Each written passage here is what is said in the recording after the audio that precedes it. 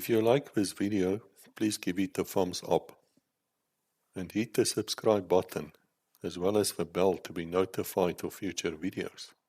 Thank you. Hello Internet, we are back. We've got Van Adams here with us.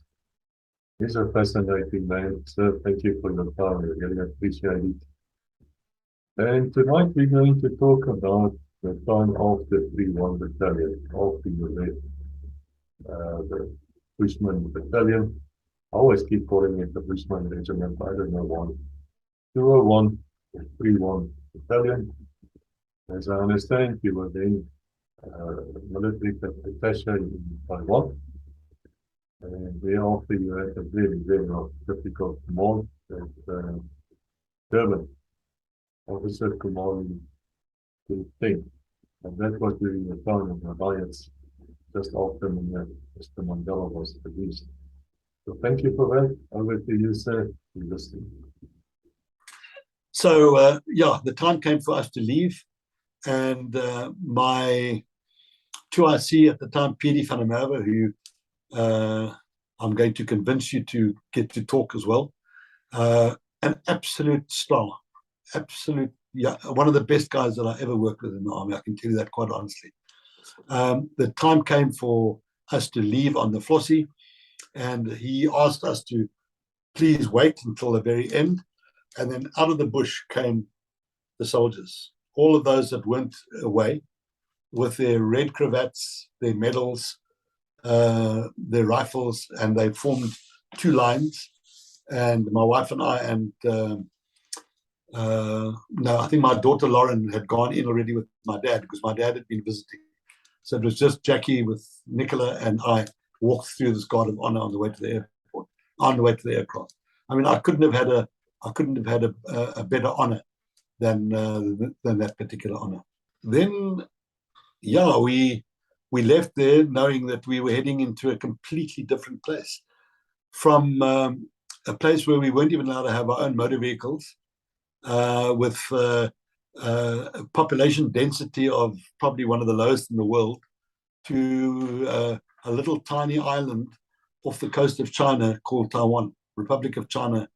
And what happened when we left, we went back to Pretoria, and once again we were sort of orphans because my little house, I had to keep renting it or letting it because we were going away for 3 years, so I couldn't kick the tenant out just for a couple of months.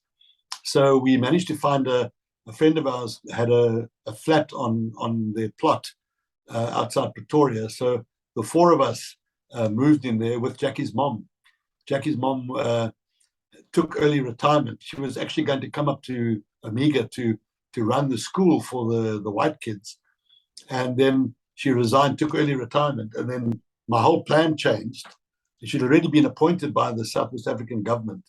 And then I felt obliged to take her with us when we went overseas, which in retrospect was the best thing I ever did, because it not only gave the kids an anchor, and it helped them with their language, that they were able also to speak Afrikaans, but it also enabled us to have a babysitter on tap who could look after the kids when we had a very, very busy social schedule. So then from January to March in, what would it have been, 1986, we attended the military attaché orientation course. And once again, it was one of those things which was an absolute privilege to attend. We had a very nice mixed bunch. There was one or two guys that became brigadiers, some well-known names like Mo Ulsich, Johan Dippenaar, guys like that were with me. And because our wives were with us on the course, we traveled extensively in South Africa, on planes and in buses and coaches and things. And one day Mo Ulsich said that it was the only course that he went on in the army where he could hold someone's hand on the bus and not feel guilty about it. So, we had a lot of fun. I mean, there were some very serious things that we had to learn, obviously, not only about protocol and about diplomacy, but general practical stuff about, representation and all those kind of good things. At the same time, Jackie and I started Mandarin language classes. Us and the Israeli guys didn't have to be proficient in languages, but all the other guys had to be. And I think Mandarin and Israeli or Hebrew were just considered to be too difficult for us to master in a couple of months. So we did the best we could, and we had a teacher. It's one of those amazing things about the army that as I might have told you before, I did French 5 years at school and 1 year at university, and I applied for France, and they sent me to Taiwan. There was a youngster that I knew who at his own cost studied Chinese Mandarin for a whole year. He was fluent in Chinese Mandarin, and they sent him to Portugal. So, the army has its way of doing things, and luckily we just kind of bumbled our way through it. And also as part of the orientation, we had the guys from the ROC embassy in Pretoria who had obviously been given a task of training us.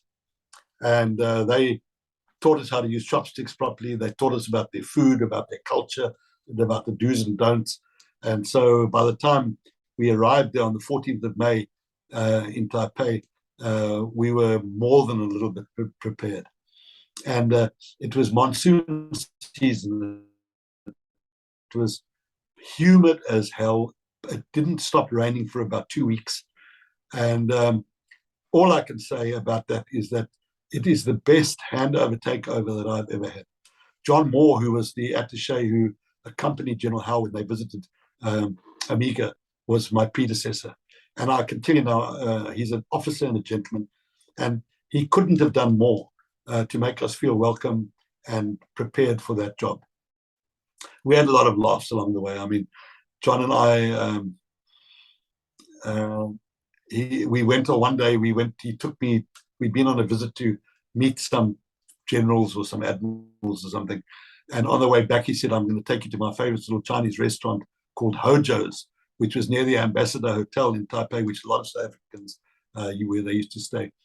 And we had a long beer, Chinese beer, and some lovely crispy pork chops and noodles and whatever we had. And we got back to the embassy and went to the loo. And while I was actually standing at the urinal, the whole building started shaking. And I thought to myself, geez, this beer must be very strong here. Then I looked out of the window because we were on the 12th floor of the building. And I could see all the other buildings in the town in the city were also swaying. The next minute, a tile fell off the wall and broke on my arm. And then I heard the women in the embassy screaming.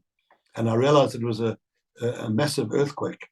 And it was one of 3 over 6 on the Richter scale that we had in the time that we were there. So that was kind of like a rude awakening, if you like, was just getting used to all these things that were happening around us. And what John did as well is he prepared like a photo album with a hierarchy of all the different, like the Army, the Air Force, the Navy, all the other specialist units and everything like that. He had photographs of all the generals and admirals with their names and their details, their wife's names and all that. I mean, incredible stuff that he'd done. And we'd come back from a visit one day, and I was trying to put a name to a face. And he said, can you remember what the guy looked like? And I said to him, yeah, it's a short little guy with black hair and glasses.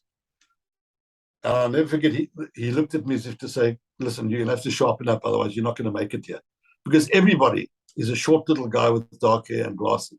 So we had a good laugh about that. And then I started taking things a little bit more seriously because, I mean, clearly he'd gone to a lot of trouble to make it easy for me to assimilate into the culture of the place.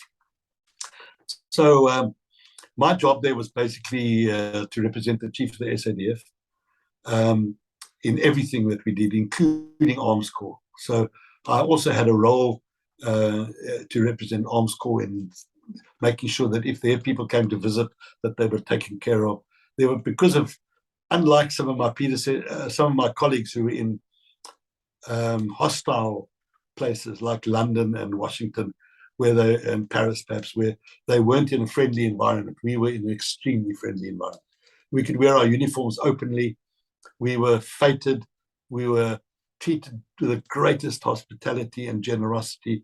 We had a complete free run, basically, of the whole place.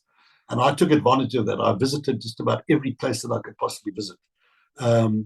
to not only show the flag, but also to learn about what they were doing. Because what else am I going to do?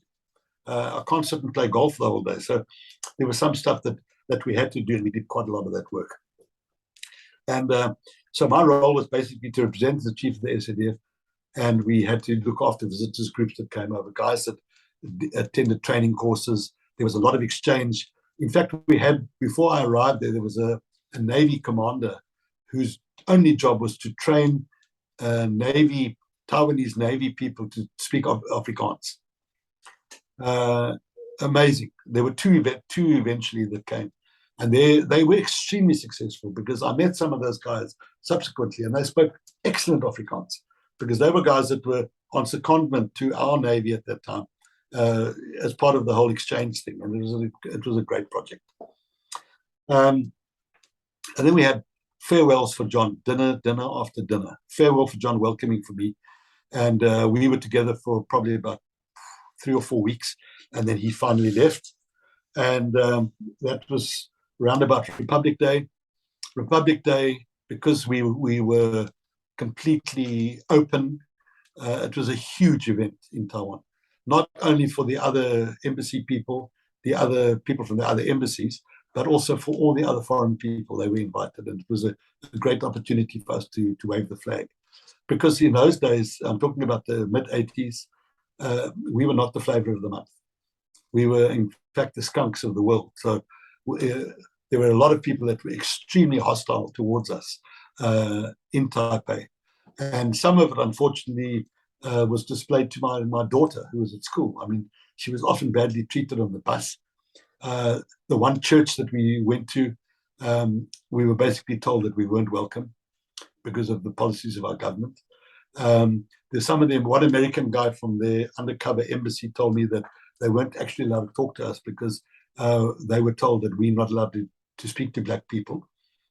And it was ridiculous. But my wife particularly made friends with a black American couple who worked for a tire company, a vehicle tire company in South Africa. They were at Utenhage for a couple of years before they were sent to Taiwan. So they knew South Africa, they knew South Africans and whatever. And we were very good friends with them. And their little girl, their granddaughter, was actually at school with our one daughter at the Taipei American School. And one day we were, after tennis, we used to often play tennis on Saturdays and Sundays. We would then from there go to a place called Jake's Country Kitchen, which was a Western restaurant which made magnificent breakfasts. And one day, this guy, this black African-American chap, was walking into Jake's, and one of his American friends called him over to come and sit at their table.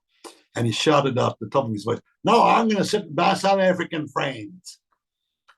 And I mean, the other guys, we weren't too thrilled with him, but he was unashamedly friendly and made us feel extremely welcome in the place.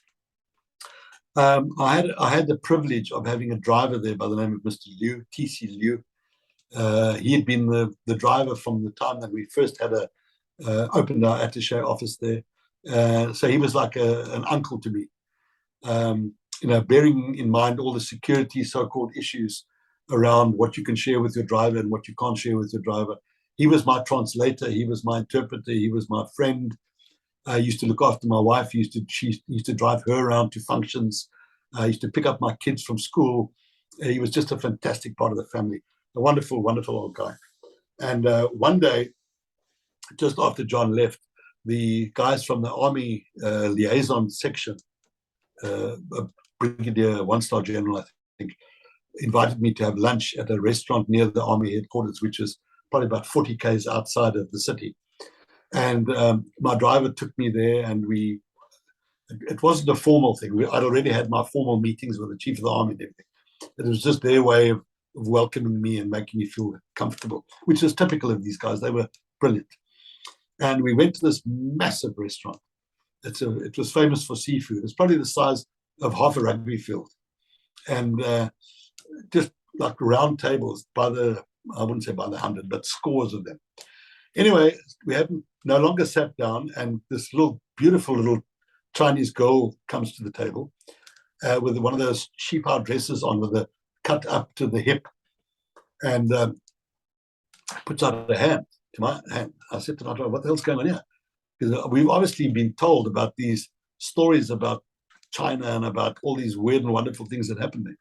So he said to me, no, go with her. She's going to take you somewhere. So I thought, gee, no, what's going on here? So anyway, I followed her, took my hand, and we went across this big restaurant out to the door, and there were some cement dams, probably about a meter high and probably about 4 or 5 meters across. And I looked inside, and it was just teeming with fish. So she gives me a net, and she says, you catch 3. Well, okay, no, that's not a problem. So I grabbed the net, hook one, and she said, no, you take it out. And I took this fish, there's a fish like this, freshwater fish that they farm there. I took this fish out, and this fish decided it wasn't having this, and it started splashing. And of course, they knew it was going to happen, and all the guys were waiting for me at the door of the thing, watching. And I was completely soaked. Anyway, that was part of their initiation to see, can this guy take a joke? Are we going to have a good time with him, or is he going to be one of us, or is he going to be a pain in the backside? Anyway, so we had lots of those kind of opportunities. We had a lovely home. In retrospect, it was far too extravagant for what it needed to be. Although we did entertain from there. Although it's not like Europe, where you have toing and froing of entertaining, because the Chinese people never entertained at their own home. I think in the whole time we were there, we went to 3 or 4 general and admirals' homes, and those were only the guys that I'd already become very, very friendly with, and they were prepared to invite us to their home, which is a huge. But it was a beautiful house, not the same one that Max stayed in. Fortunately or unfortunately, we didn't have the same bad experience that Mac had, being held hostage and all those kind of things. It was very, very safe when we were there in Taiwan. It was still martial law. They still had people that were executed by firing squad. It was like if you drove around the island, especially on the coastal areas, it was like Normandy. Pictures you see of guys in huge towers watching for the invasion of mainland China, which we used to laugh about in those days, but it looks as if it could be becoming some kind of form of reality at this particular time, when China's starting to rattle their sabers and make all kinds of nasty noises to the people in Taiwan. But yeah, it was safe. My daughter could go to school in a taxi safely on her own. My mother-in-law used to do ikebana, and she used to do a whole lot of other social activities. She had eventually made a lot of friends. She used to get into a taxi on her own, go down to the city to her ikebana classes, total safety and whatever. The people in the embassy were great. We had a really nice team in the embassy. A lot of them were career diplomats, and they didn't see things like we did. We knew in the army that we were going to get one shot at an overseas job, and so we made the absolute most of it. Where a lot of them used to braai every weekend at each other's houses, and we decided no, we weren't going to do that. We weren't antisocial, but we decided that when we had an opportunity, we would drive out and we would go and explore, and we do things with other people. We also had a lot of friends with Chinese people, and we would meet up with them and do stuff with them. And I think that was probably one of the things which made our time the happy time that it was there. There were also some quite rude awakenings in terms of red tape. I'll never forget, just after we arrived, some of the carpets, some of the rugs that were in our house, in our basement particularly, were full of dog wee, were stained. And I'm sure if John had known about it, he would have done something about it. But anyway, I took one look at this, and I told my driver to take them and have them dry cleaned or whatever. Anyway, a couple of days later, I had this frantic little admin guy from the embassy come running down the passage to our section, waving this piece of paper in his hand, saying, "You didn't have authority for this."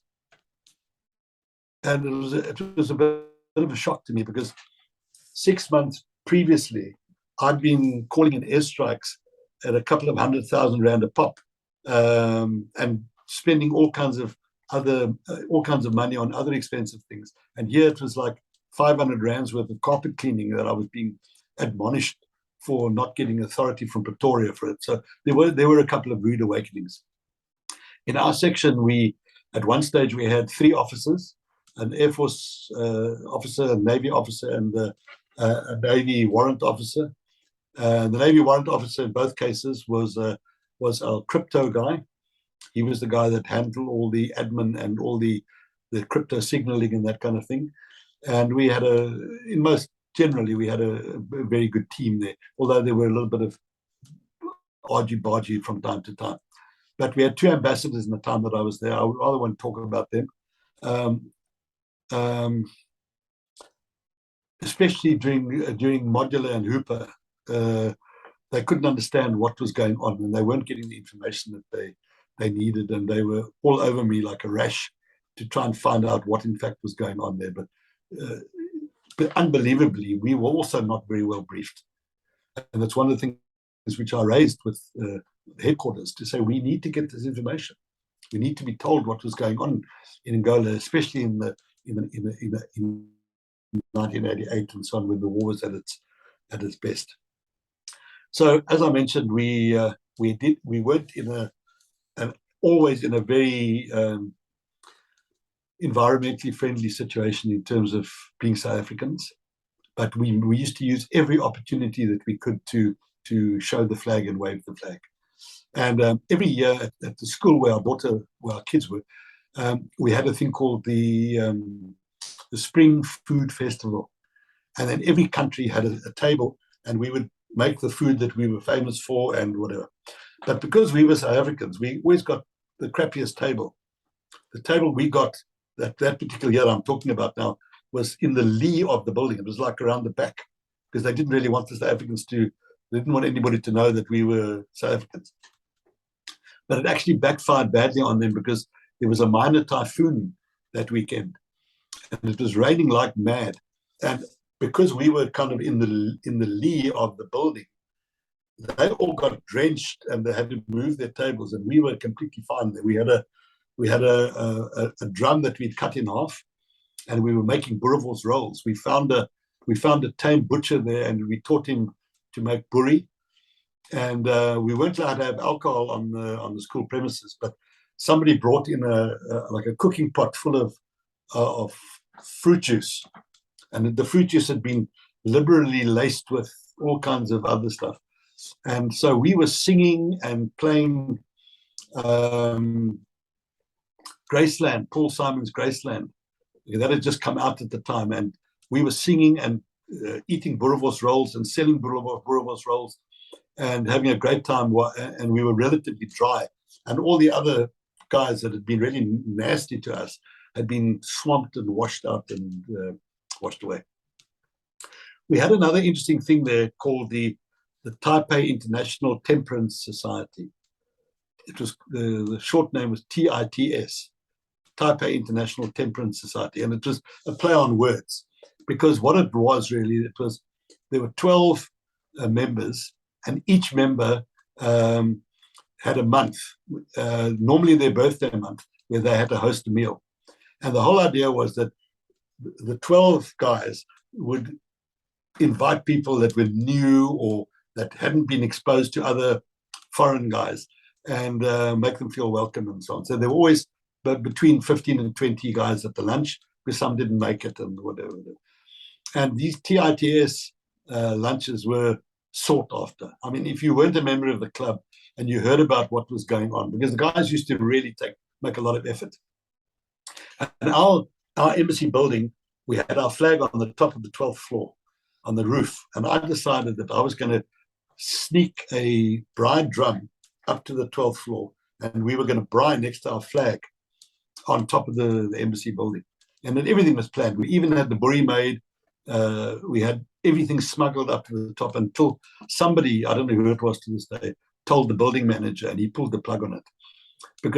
But sadly, but on the other hand, it could have got out of hand there.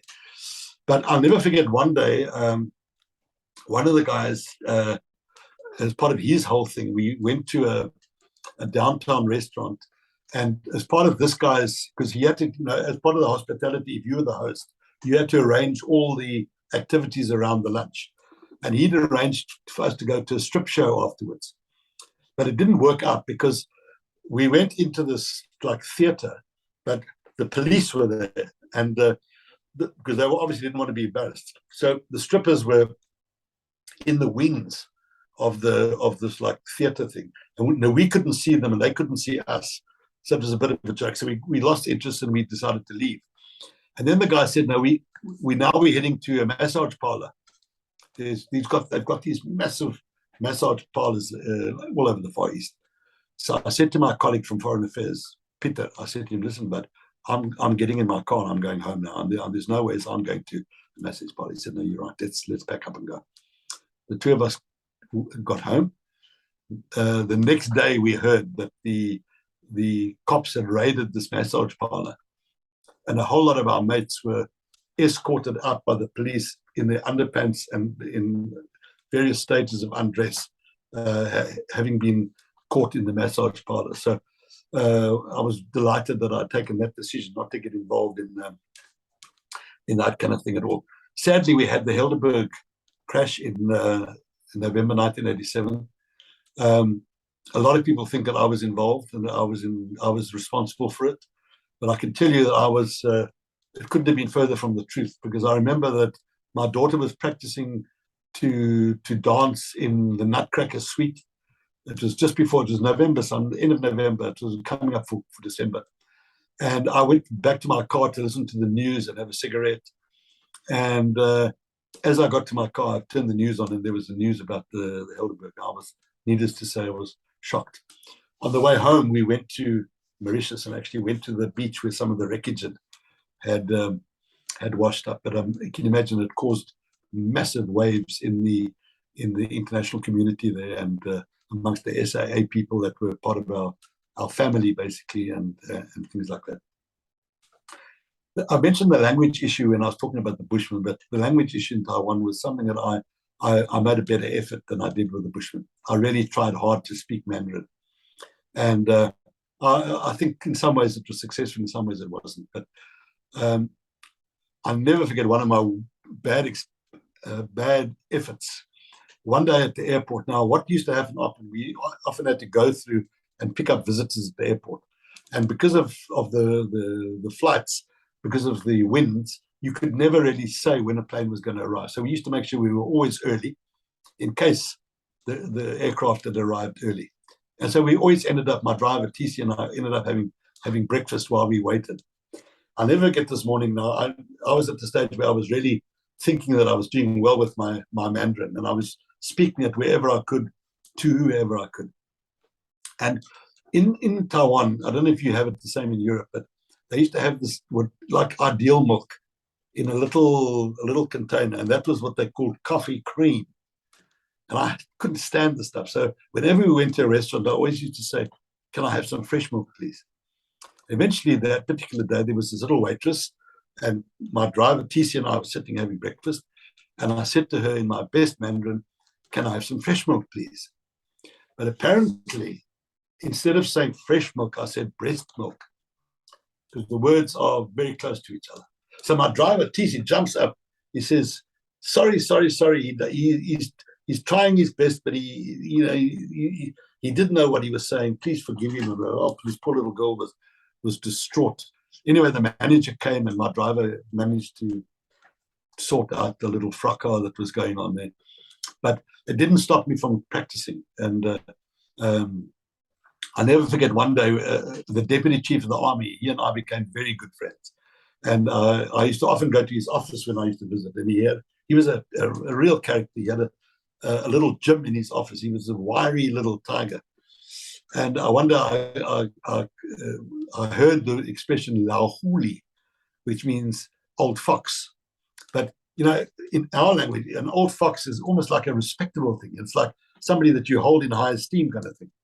So I said to him, "Oh, you're an old," we were talking about something like that. And I said to him, "Oh, you're an old fox." And he said to me, you shouldn't use that word.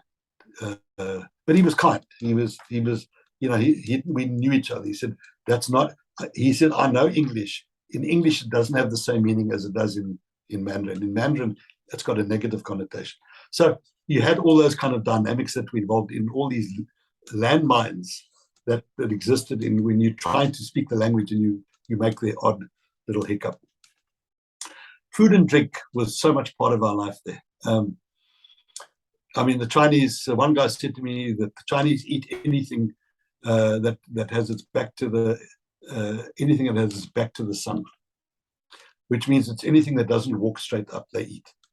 And geez, I can tell you that some of the guys try to make it as embarrassing as possible by giving us the most disgusting and horrendous things that they possibly could. At Fushingang College, which is the political warfare college, which I became very closely involved in because we had a lot of students from South Africa that used to attend political warfare training there. A lot of the South Africans used to get sick and tired of pork and chicken, and they wanted red meat. And there's one particular course. They asked the chef, please, man, can't you organize us some brown stew? You know, like we have in the army, we have brown stew, the dreaded cubed stew. Anyway, so one day I got back from class in the evening, and there was this beautiful bowl of brown stew. Oh, they called the chef in and they said, this is fantastic, man. And the chef said, you like it? Woof, woof. Jeez, like the guys were, half of them didn't make it to the door because they vomited. But yeah, we were exposed to that. In Chinese culture, they have a lot of euphemisms. So they would never call it dog meat. It's called fragrant meat, shang rou. They would never say it's something as disgusting as dog meat, but it's shang rou. It's perfumed meat.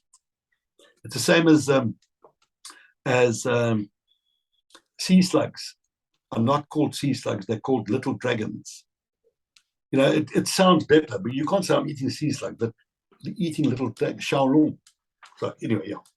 So yeah, we had banquet after banquet. I'm not going to bore you with the detail, but my one daughter, Nicola, we went to one place in the mountains. One of the generals took us to his little house in the mountains. We had a fantastic weekend there. And that night he had this big banquet for us, but it's sort of informal. But he was really trying to impress us with all the food. Anyway, they take those things off our bowls, and in the bowl is a frog that had been pulled apart. And my little younger daughter, who must have been about 3 or 4, she said to Omar next to her, Omar, we don't eat exploded frogs, do we? And Omar said, no, I don't eat exploded frogs, so we're not going to eat them. But those are the kind of things we had. And the drinking, the gaoliang, which is made of rice, and the shaoxing, which shaoxing is more like sherry, gaoliang is like bitblitz.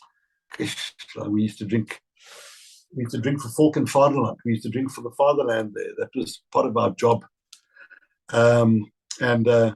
As far as food was concerned, there were no supermarkets when we got there. We had 1 or 2 shops. We had a place called Wellman's, which was like a grocery shop that you and I grew up with in the old days before big supermarkets came up. And when we wanted to buy chickens, we used to have to go to the market. Then you pick a chicken from the cage, and then they would kill it and dress it and pack it for you, and you take it away. So very different when we got there in the mid-1980s. I mentioned earlier that we had our fair share of earthquakes. We had 3 big earthquakes there, and we had 3 typhoons.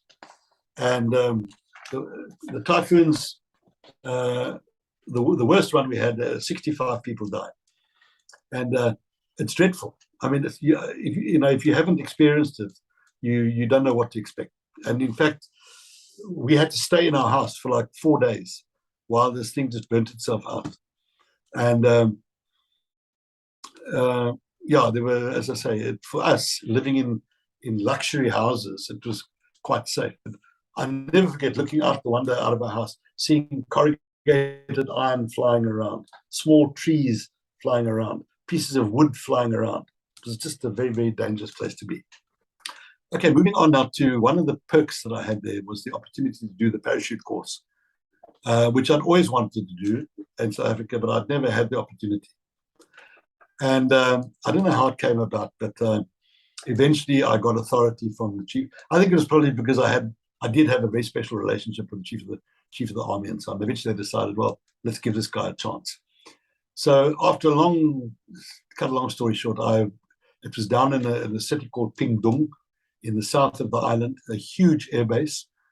And obviously the parachute division, as it was then, a massive parachute unit was established near the Air Force Base. And I was allocated an instructor, a liaison character who spoke perfect English, Kenny Huang. He was a free fall instructor, quite a heavy. He was only a captain, but he was a first-class youngster. He made my life there fantastic. And I think I've got a picture of him and I eating together in the mess, eating out of a varkpan. And Kenny was really wonderful.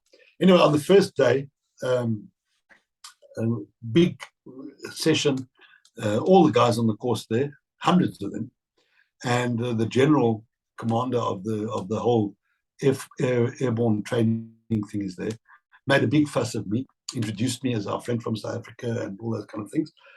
And he said, right, now we'll have the fitness tests. And I said to Kenny, okay, Kenny, where do I see you again?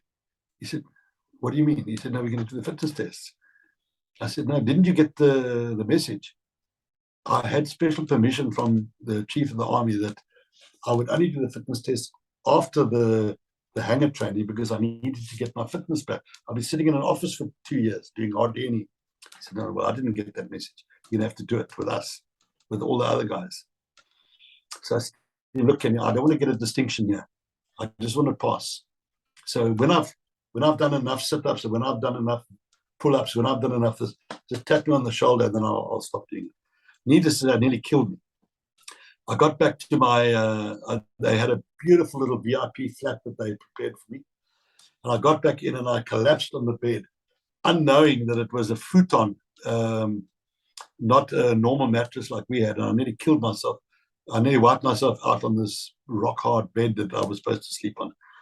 But anyway, the general responsible was a wonderful, wonderful, wonderful old man. He was one of the guys that I visited. He eventually invited my family to his home for a meal one weekend.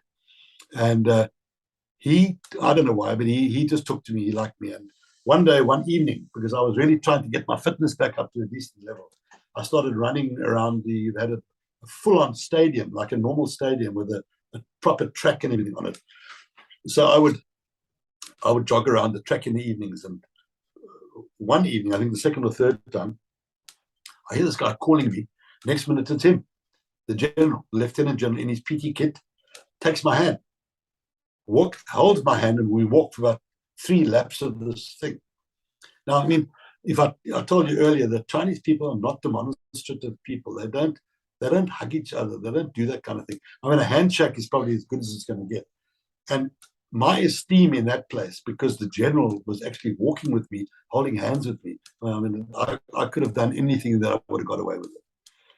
And the one particular day, I had to do everything they did. I mean, there was no, as you probably gathered from the fitness tests and everything, there was no free ride for me.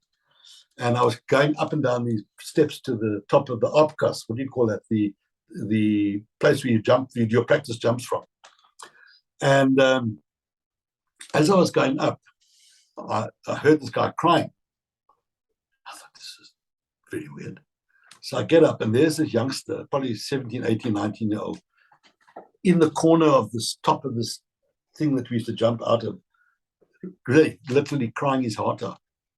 And I see the instructor turn around, and he says to him, look at the old man. He's not scared to jump out of this thing, out of the tower. Who the hell's the old man? And I was 35 when I did that course. So I was really, compared to them, I was the old man. But then he smiled because he knew that I understood what he basically said. So it was, I sort of became part of their team. I became part of the way they did things. So then I did my jumps. Well, the rest I can tell you about it another day, but it was a fantastic experience. They really made me feel part of the team.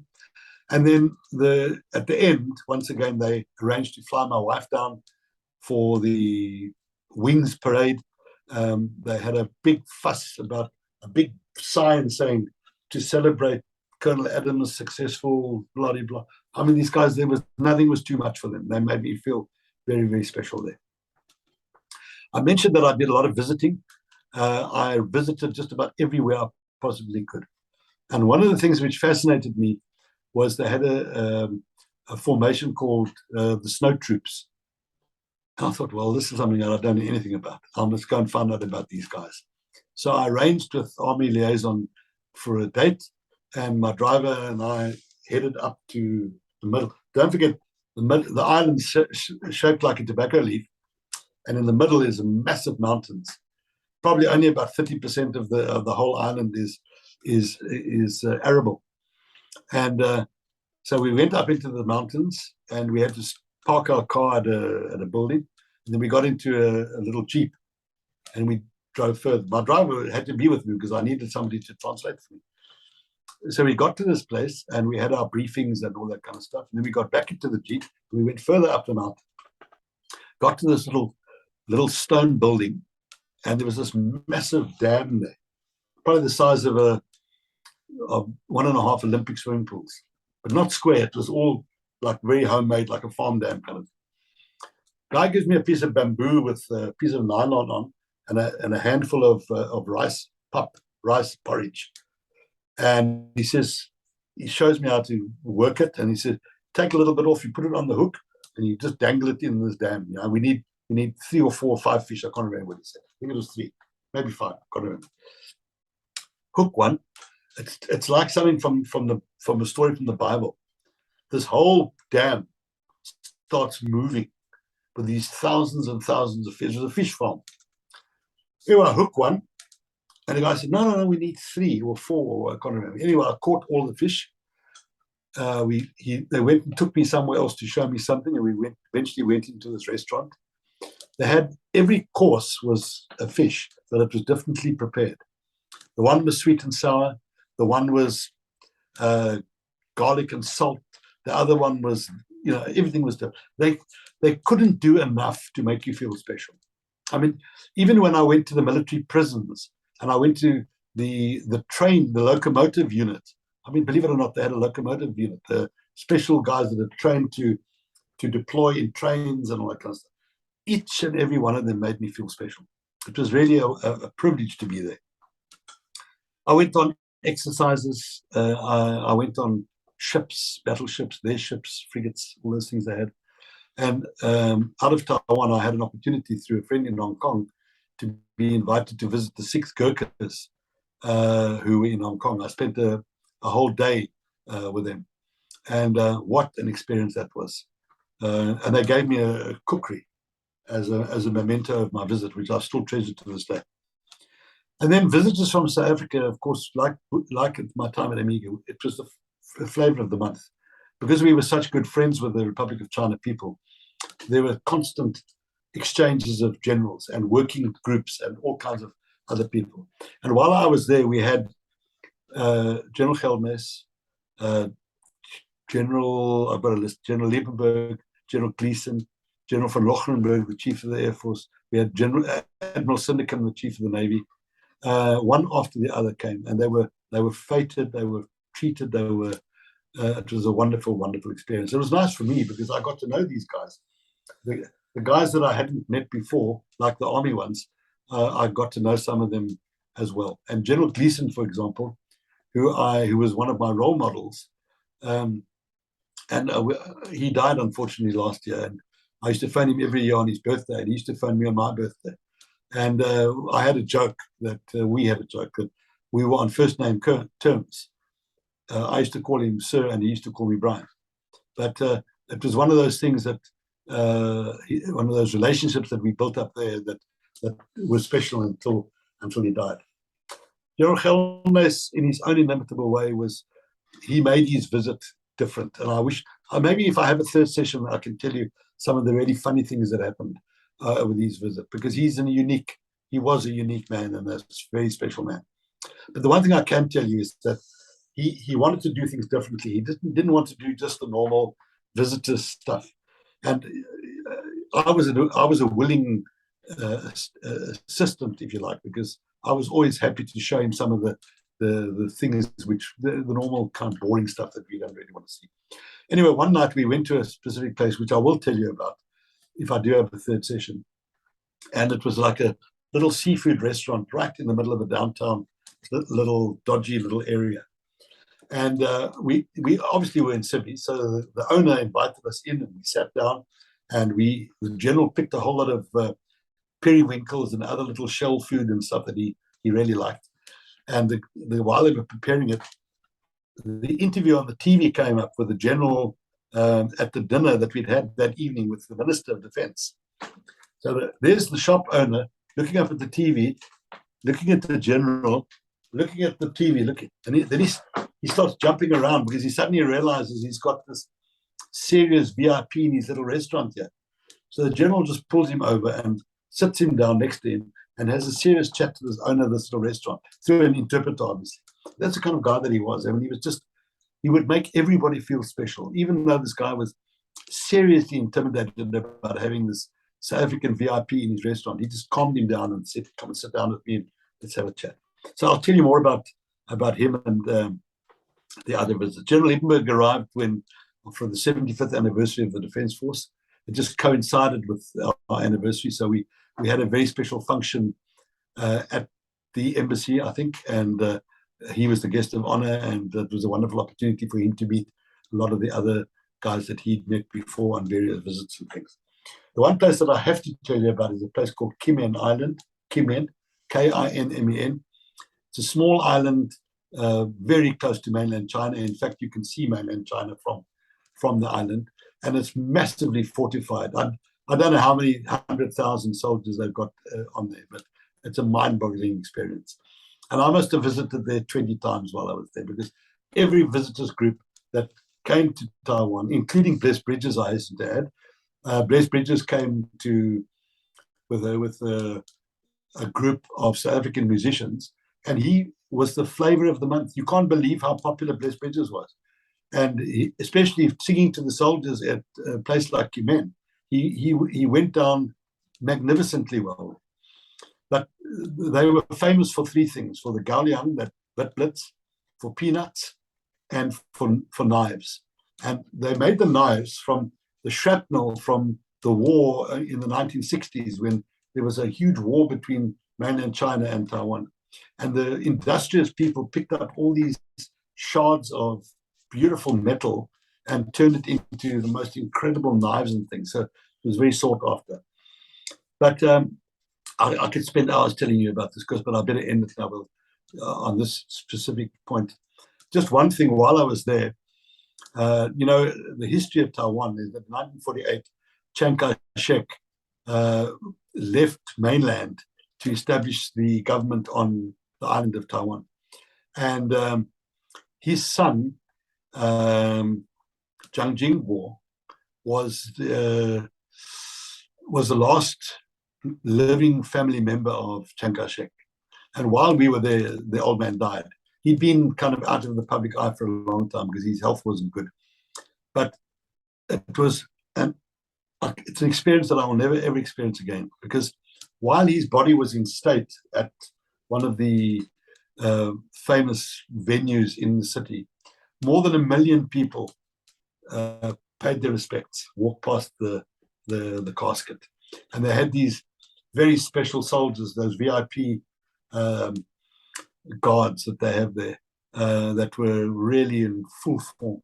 It was so amazing that when his body had to be driven from that venue to the place where he would be buried, it was about 5 kilometers away, they resurfaced the whole road from that place where his body was lying in state to the place where his body would be buried, so that he would have a smooth ride on his way. I mean, who would have thought about that?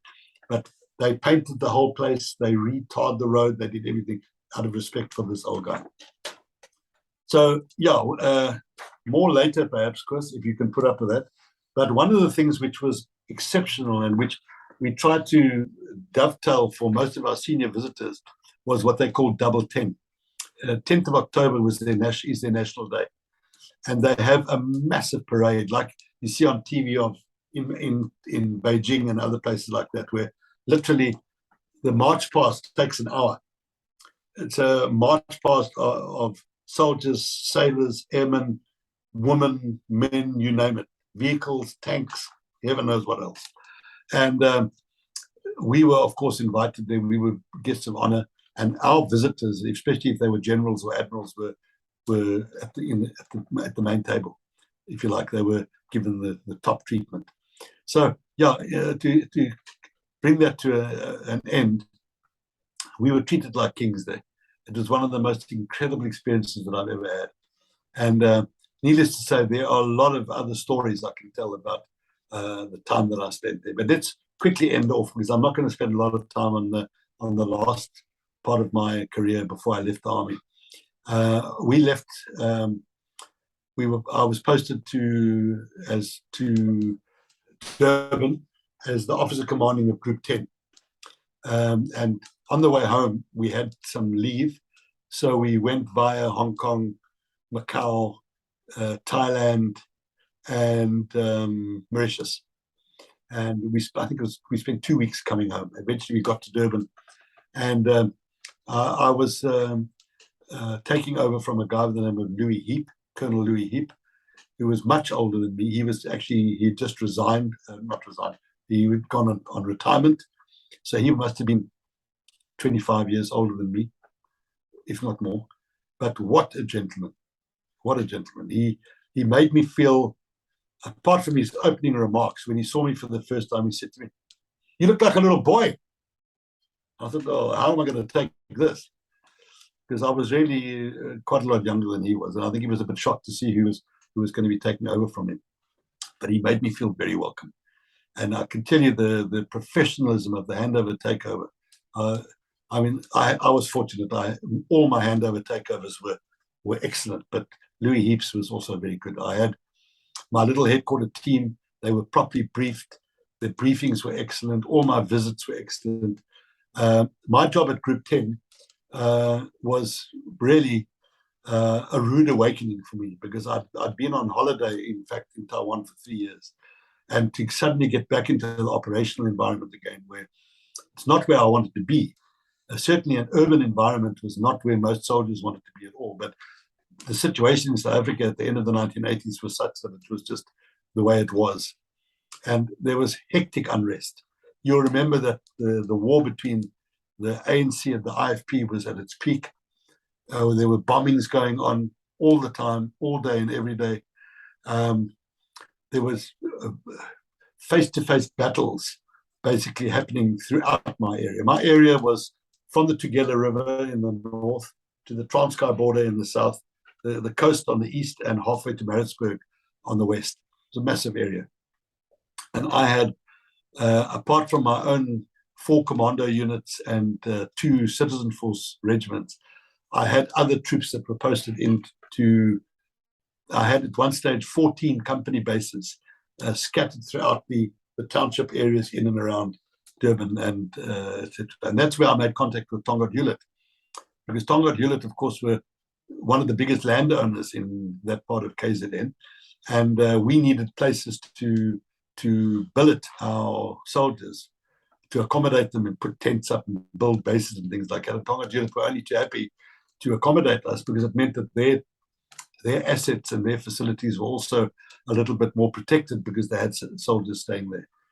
And yeah, it was a very, very difficult time. All I can say, and I said to somebody the other day, that all I can do is to thank the Lord that we didn't have cell phones in those days. Because as it was, every day when I got home in the afternoon, or when I got back to my office in the morning, the phone would ring, and it would be some politician on the phone asking me why I was doing this, why we weren't doing that, what was going on. It was a dreadful, dreadful time. And yeah, I'm not going to go into all the gory details, but we witnessed massacres between the ANC and the IFP factions.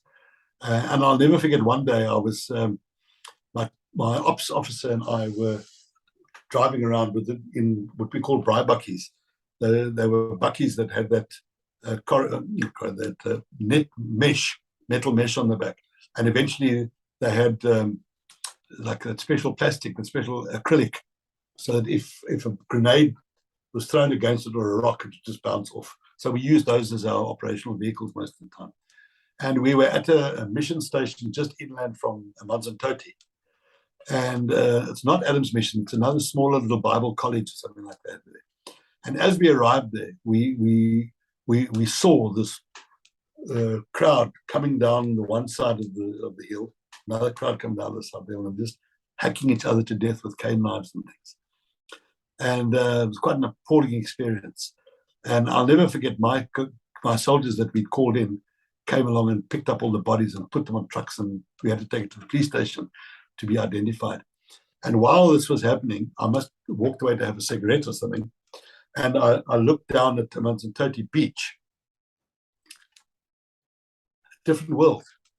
There, all the holiday makers happily sitting in the sun. I can still remember in my mind's eye, I can remember the umbrella flicking in the wind. And that's happening on one side. And a couple of kilometers away, we're picking up these hundreds of dead bodies that have just been massacred and killed in that area. So, yeah, it was the highlight of that time for me was that I had 61 mechanized battalion group under my command for about a month. And they were based at the engine refinery. We did some really big operations during that time. The one was the Mandela rally. When Mandela was freed, they had the rally at Kings Park Rugby Stadium. And to this day, I once again thank the Lord that everything went fine, because I had all these guys that were parked off, rattles and everything else that were parked off. I don't know what I would have done, because I certainly wasn't going to open fire on a whole lot of unarmed civilian people. So it was a bluff, really. It was a massive show of force. And I'm just thinking about it now. We had a lot of the guys parked off behind Durban Light Infantry at Greyville. You know where Greyville Racetrack is? There's that Durban Light Infantry, that old building that's part of the race course, part of the golf course, actually. And I had a whole lot of my guys parked at the back there as reserves. And I'll never forget, there was a block of flats across the road from where they were. And one of the young girls decided to entertain the troops and promptly did a little strip show unannounced on the balcony of one of the flats there for the guys. Needless to say, that went down very well. But my headquarters was at Battalion Mounted Rifles, which is absolutely unsecured. I had a tent with my team in it. I don't know, we could have been massacred there. I mean, we were sitting out like this, like a pole above water. I mean, we were so vulnerable. It was actually, in retrospect, it was idiotic. But the one good operation that we did was at a place called Quadbeca Hostel. I think to this day, it's the biggest operation that's ever been, that's ever taken place inside South Africa. We also did a parachute drop, which was the last operational parachute drop with MAC. It was one of Mac's battalions, and we did a drop at Groutville, and then we swept through a whole lot of informal areas where there was expected to be a lot of firearms and stuff. Anyway, this Quadbeca Hostel was an absolute nightmare. When we arrived, it was beautifully planned. We had this massive sand model that we built with the 6-1 mech guys, and the thing went like clock. The operation went like clockwork. We also had, I think, 2 companies of 3-2 battalion that were attached to us. And when we arrived at the hostel, the firearms, knives, all the other illegal and unlawful stuff started being thrown out of the windows of this hostel. And we killed a couple of AK bear, obviously MK guys, and we got the AKs and things like that. We had a bit of a problem with one of our helicopters that had a bit of an accident. But other than that, it was a very, very successful operation. And I think, as I said, my plan was to actually land on the roof with Pumas. But unfortunately, some bureaucrat at the city council decided that the bearing of the roof wasn't strong enough. But the idea was never to land the helicopter. The idea was to jump off, to abseil off the helicopter. But anyway, be that as it may, we had a lot of fun. But yeah, it wasn't my kind of job. It wasn't a soldier's job. It was a dreadful job. Eventually, we had these massive marches, 10,000, 15,000 people marching in Durban. And quite honestly, there was nothing at all that I or anybody else could have done. We had exactly the same on the beachfront when the beaches were still whites only. And one day, a couple of politicians decided that they were going to use the beaches. And my police colleague said, "No, we're going to shoot, we're going to fire tear gas." I said, "Like hell, we're going to fire tear gas." And luckily, there was a police brigadier in civvies, and he told his colleague, the police, he said, "There's no ways that we're going to open up a tear gas on women and children that are going into the beach." So it was one of these crazy times when everybody knew that the things were going to change, but nobody was prepared to actually see it happen. It was a very strange time. And then I got, because I got very close to Tom Hewlett, and especially this group security manager. He said to me one day, he said, "Look, I'm going on retirement. What are you going to be doing now?" I said, "Well, what can I do? I mean, things are changing. It's 1992. He said to me, "Well, I'm going on retirement, and would you like to think about taking over my job?" And I actually hadn't thought about leaving until that came along. And eventually I went for an interview, and I had met some of the executives on these visits to the border, and they decided that I was the man, and that's when my life changed. My life took another turning, and I left the army after 22 very, very happy years, and I had to reinvent myself and become something different. And I must admit, the last 30 years, because it's been 30 years since I left, have been another experience, a different experience, and something that I've enjoyed enormously. And I think there must have been some divine intervention, because the timing of getting me out of there, because when I look at some of my friends that decided to stay, or that had no option but to stay, they were never promoted. They had no opportunities. They just carried on doing what they were doing until it was their time to go. So I was given a great opportunity to leave. So yeah, the time in Durban was not a happy time for me. I'm not going to go into any detail, but I think for a lot of us, it was a difficult time. Not that I didn't do a good job. In fact, I said to somebody a couple of months ago that I think of all the jobs that I've done in the army, the job that I've done the best and the job that's had the most influence was my time in Group 10. As funny as it sounds, because it wasn't a glamour job. My job at the Bushmen was a glamour job. My job in Taipei as the Armed Forces Attaché was a glamour job. My job in Durban was a very difficult and different job. But I look back with a lot of pride, because I think the team that I had, we did incredibly well. And I like to think that we were able to, in a small way, put a cap on the massacres and the unrest that was going on, and also to create a kind of climate where the negotiations could take place, because that's all it was already about.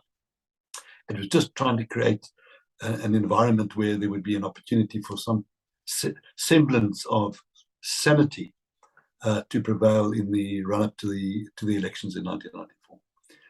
So yeah, Chris, thanks again for the wonderful opportunity, man. I really appreciated talking about this, because as I told you in my first talk, when I left the army in 1992, I actually decided to make a clean break. And I had been asked to stay involved, and I had been back for the occasional dinner or the occasional function, but I took a conscious decision that I wasn't going to get involved. I wasn't going to stay involved.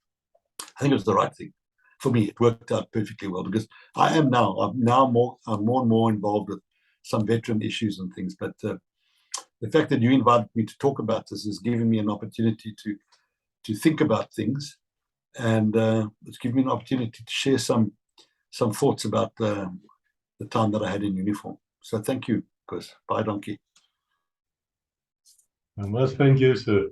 I must tell you, I've been making notes here non-stop. And I've really enjoyed our talk here.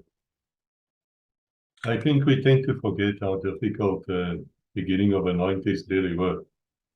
In South Africa, there was a virtual civil war going on between Inkatha of the Freedom Party, with the Lazy's people, and the ANC. And I think the police, and I say this as an ex-policeman, lost control long ago. And without the army, this would not have been possible to have even a resemblance of normality. But it was one hell of a difficult job, because any mistake there would have been in the eyes of the media, it would have been lawyers, it would have been in the eyes of the United Nations. I often felt very sorry for the commanders.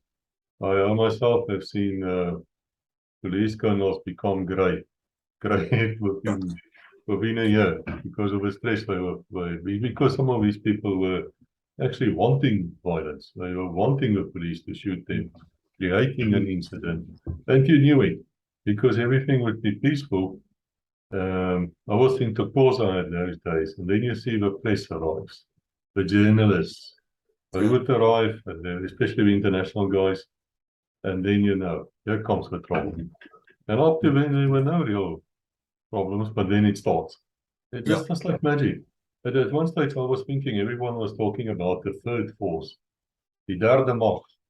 And I was really thinking it's actually the journalists themselves.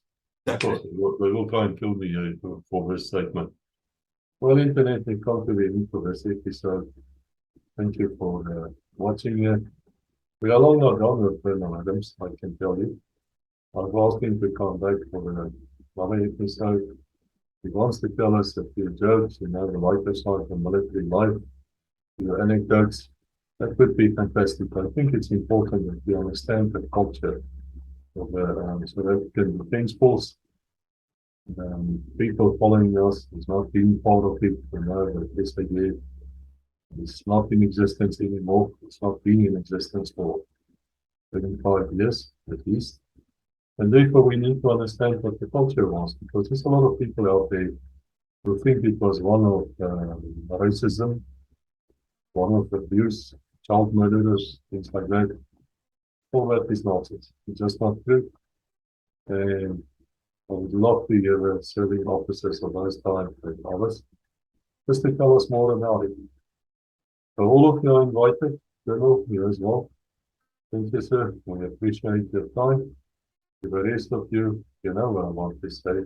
Come and tell me your story. Before it's too late, let us build this legacy together. Let us leave something which we can be proud about. And we have every reason in the book to be proud of what we achieved. So until we meet again, God bless you.